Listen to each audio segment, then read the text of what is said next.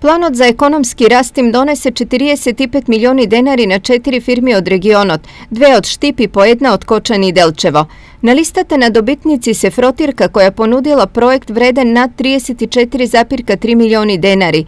Od njih 19,8 milioni ke dade državata, a 14,5 milioni je sobstveno učestvo. Linea od Štipe so projekt v vkupna vrednost od 18,2 milioni. Za njegova realizacija 12,7 milioni dava državata, a 5,5 je sobstveno učestvo. Tehnoinženering od Štipe so je projekt vreden 9,8 milioni denari, od koje 6,9 se od državata, a 2,9 sobstveni sredstva.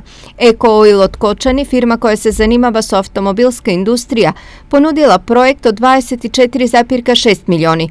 Vo njegova realizacija država take participira su 7,3 milioni, a ostanatite 17,2 se svoji sredstva.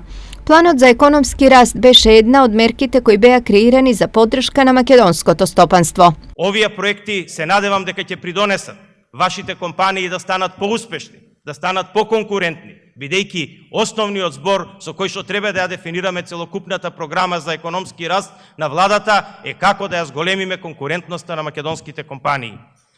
Тука сме среќни што за секој ваш вложен 1 динар во вашиот развој, државата ќе ви помогне со 1,4 динари. Вкупно на ниво на држава се доделени грантови во висина од 10,5 милиони евра на 79 компании.